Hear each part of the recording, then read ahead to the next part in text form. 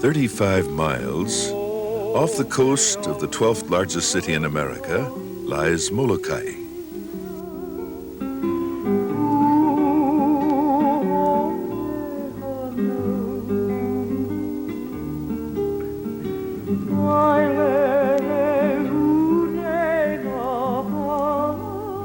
The island of Molokai, where outdoor living is common practice and where history remembers its children.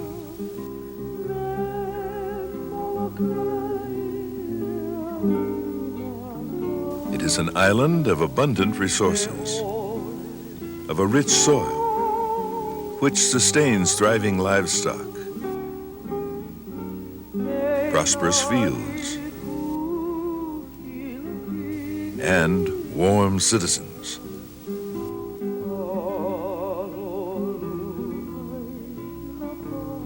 Its slower tempo and closer hospitality gives one time to acquire a point of view. Molokai is a kind of very unique place. It's different from the other islands.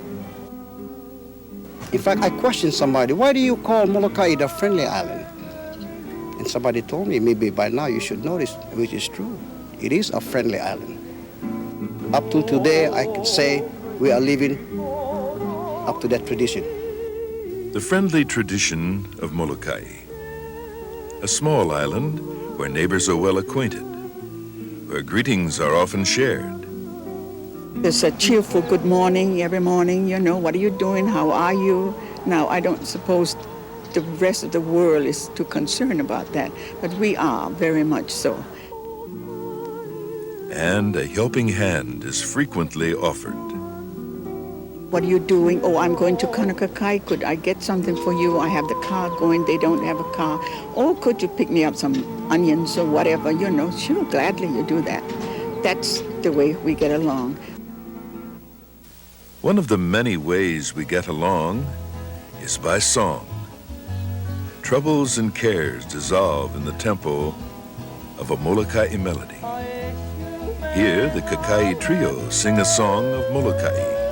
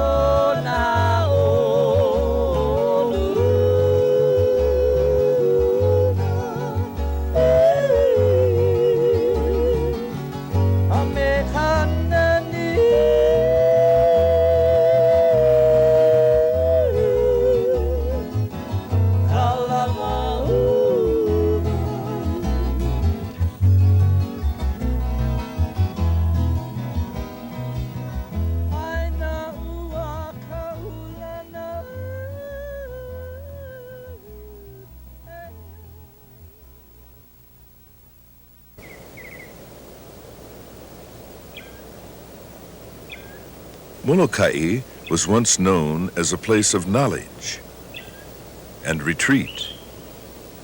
Here, kings were educated, and restless souls could find spiritual solace in isolated sanctuaries. On Molokai, you're really concerned with being a human being. Molokai has always been a center of learning, and I think traditionally, I should say, among the Hawaiian people. And that's the attractiveness and the beauty of Molokai.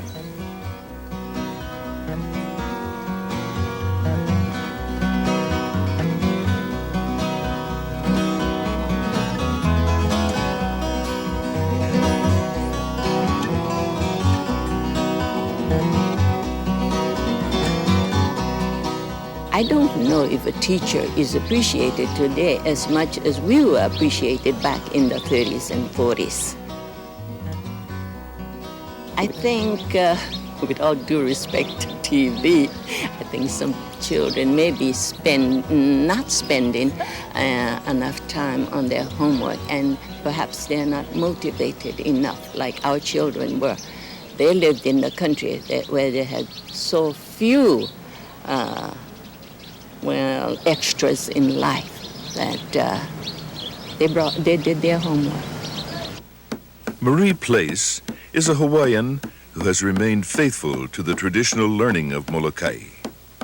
The Hawaiian belief that the body is sacred has led Marie Place to encourage natural healing. She meditates in prayer in addition to skillfully blending local herbs in order to treat the ailments of her family and friends. I do it all on my children first.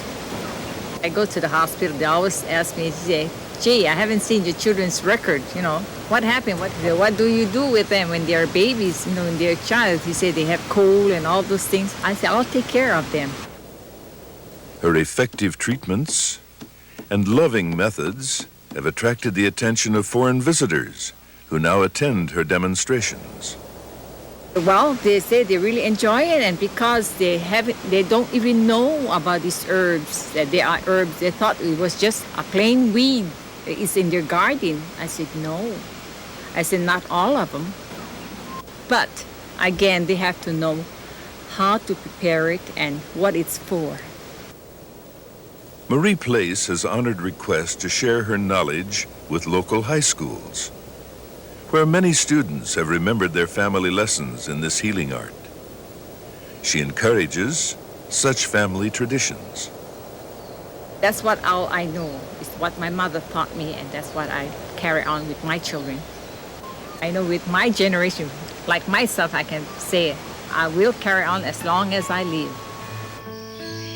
Molokai's symbol, the kukui tree, is easily discernible along hillsides by its light green color. The hills, the mountains are covered with the kukui tree. It is very symbolic of Molokai. And so Mary Mendonca enjoys wearing a necklace made from kukui nuts for identity. And we use that, the senior citizens use this a lot too when we travel from the islands, because it tells them who we are. Now, the kukui tree, you must know by now, is a very valuable plant to the Hawaiian.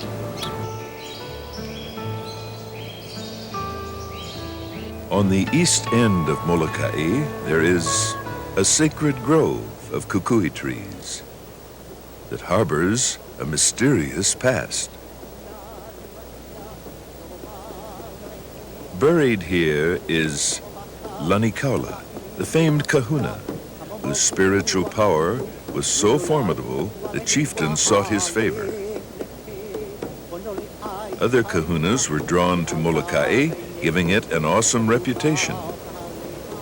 Being a center of mysterious power provided Molokai with protection and peace. A lot of the peace that Molokai had during Hawaiian history was a result of the fact that all the kings, in a way, they were in awe of Molokai. They formed marital alliances with Molokai, so they all had family over here, so there was no alienation. It's been called the Mysterious Island.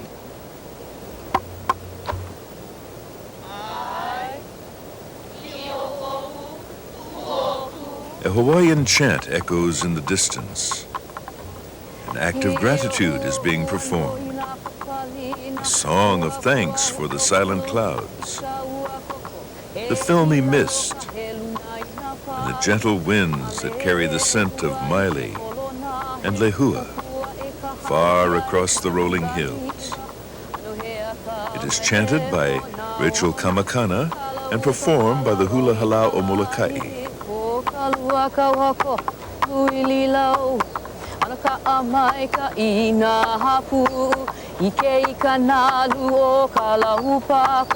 Moana po ule na wei ke kai. Hi ohu ohu ano hina papalina. Pua pua ne e ho o pulu i ta ua koko. E hila loka he luna i na pali. A le hua i ke kolona he. Upua e kahalia e kahiva hiva. Ano he aka mai le hona hona. Kalau papalalo I kalai, po kalua kauhako ulu I lilau. Ano ka amai kai na hapuu, ike ika nalu o kalahu papa. Moana po ule na we ike kai, hae ala hea. Memelo, ki o puopu. It is a chant that praises the ocean as well. Here on the north end of Molokai, the ocean's waves wash up on the shores of a very special settlement. My grandfather had a sampan that we used to ride over to the north shore of the island. That's where they planted taro. And that he had a contract to deliver that poi to the settlement, the Kalaupapa settlement. Everyone on Molokai soon learned about the Kalaupapa settlement. Here, a restricted community of lepers were to live out their lives, neglected. Until one day, a change came. I have seen howlers, shall we say, like my father was, come from the mainland and live on Molokai after so long. They just love it. They are one of us after that. They're not afraid or ashamed to say what's bothering them. One such gentleman who was not afraid to say what was bothering him was Father Damien, a Belgian priest who sacrificed his life in the service of his mission. Before dying, he had improved the lot of the Molokai lepers. And he built churches. St. Philomena was his base. But he also built Our Lady of Sorrows and St. Joseph's. Many of the best preserved churches on Molokai are located near the Kapua Iwa Coconut Grove, which was planted by King Kamehameha V. These houses of worship contain a partly native Hawaiian membership, built on land provided by the Hawaiian Homes Commission. This distinguished mural, which frames the altar of the Grace Episcopal Church in Ho'olehua, is the work of Jean Charlot. It depicts two angels in reverence before the flame of divinity. It was Jean Charlot's gift to Molokai. A carved sculpture of wood reveals older Hawaiian customs. This image of Hina represents the goddess most prominent in Molokai legend. Hina was the mother of Molokai, or the guardian of Molokai. So when they refer to Molokai, that's the famous saying of the Hawaiians, Molokai nui a Hina. It means Molokai that belongs to Hina. The Hina sculpture is but one example of Alapai Hanapi's work. His devotion to the principles of traditional Hawaiian woodcarving advance in step with his knowledge of ancient legend and lore.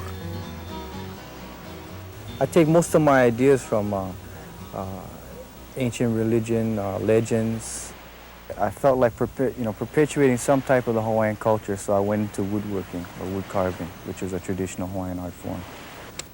Here he carves a piece which he will enter in a major South Pacific exhibit in New Caledonia.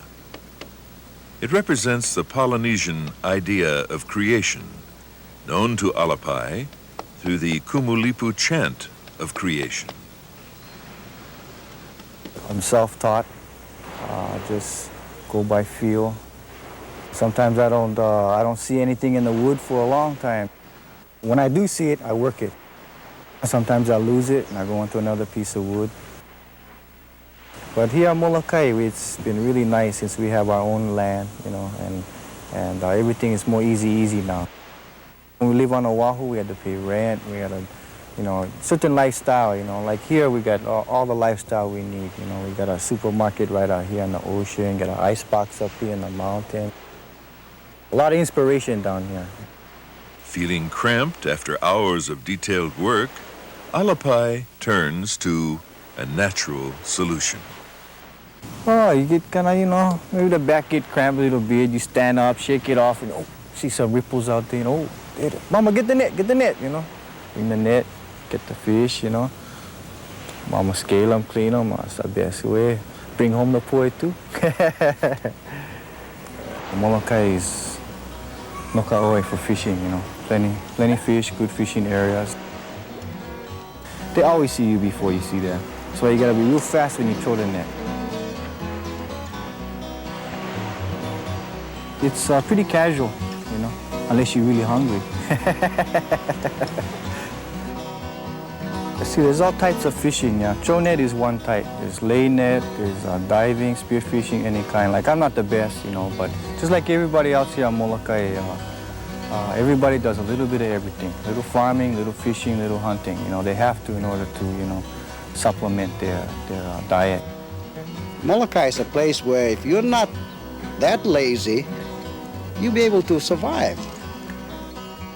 Contributing to the early survival of Hawaiians were fish ponds.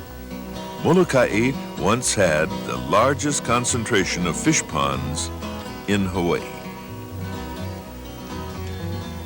Most of these ancient ponds, enclosed by coral and stone walls, were ruined by silt and tidal activity. This is one of the exceptions, however. Maintained by the Hawaiian Academy of Knowledge, an alternative educational program, this pond is active. We have a unique situation here. We have a fish pond, and what the students do, if they go out and they catch the fingerlings, which are the pua, the mullet, and they stock them in cages that they built themselves. Working closely with the Department of Education and Kamehameha Schools, Adolph Helm supervises a variety of students between the ages of 15 and 18.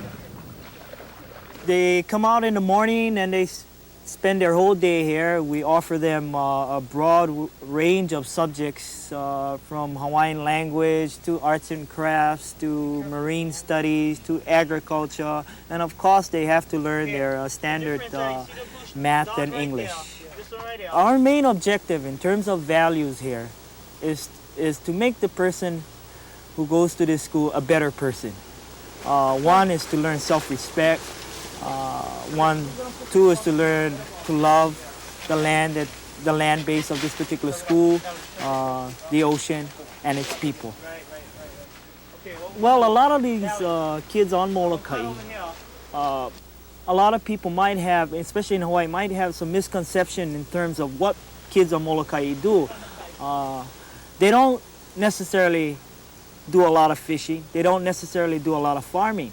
Some of the kids down here, this is the first time that they are exposed to that kind of environment. Some of the programs that we teach down here are subjects that aren't taught in the high school in terms of offering the kids more on-hands opportunity to get involved with the land. The land of Molokai is a rich resource. Molokai's efforts in agriculture are helping Hawaii to become self-sufficient. Mainland imports are fewer now. Large farms have been instrumental in raising Molokai up to become the state leader in beans, sweet potatoes, bell peppers, and watermelons. Yet Molokai's rich lava soil maintains the small farmer as well. A family farm offers a precious opportunity to remain close to the land and to the animals. We respect the land. We respect our elders who preceded us. They had left that feeling that you are part of the land. Corn is a part of the Molokai land, a very special part. During the winter months, Molokai is America's favorite place to study and perfect corn.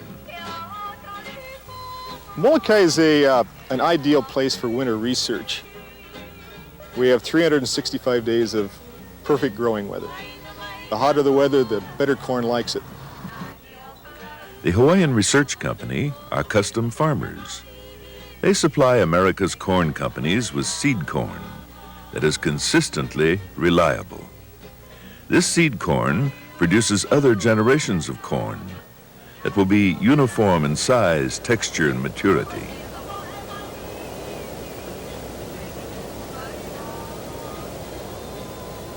There's also no danger of frost on Molokai. This is important to the farmers of America because I've heard an estimate that probably half of the corn or better that is currently grown in America has at one time had one of its ancestors here on Molokai.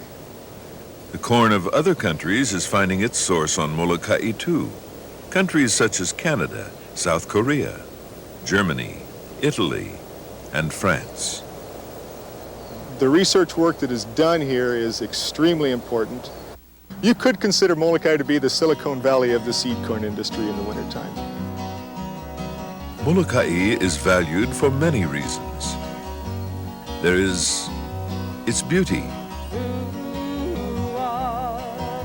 and its song, its wisdom and its history. But what about its future? People are always asking me about Molokai and the development of Molokai. And I feel that Molokai will develop at its own speed, at the speed that the island wants, that the island's people want. I don't think that anything will change that. I think it provides the opportunity for Molokai to assume its historical role of being a place of retreat and learning. A lifelong devotee of learning who has taught in the Molokai classroom for 42 and a half years is Mrs. Kawano. Oh, I like this place. I just came back from Honolulu yesterday after being there a few days. Right now, I can say that with all due regard to you people from Honolulu, I can say Honolulu is a good place to be from. And when Molokai assumes a festive dress, the community assembles in celebration. The friendly isle opens its doors and wears a smile.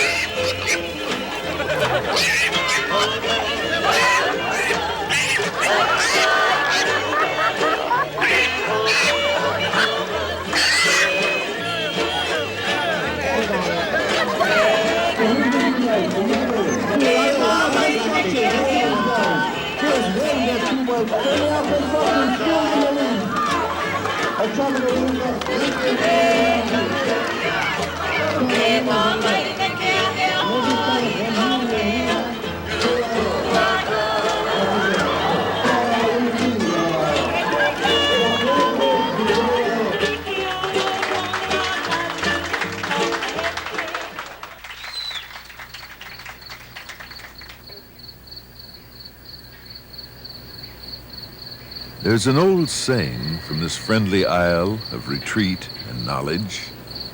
The older generations of Molokai have counseled the younger with this: even if you don't believe it, respect it.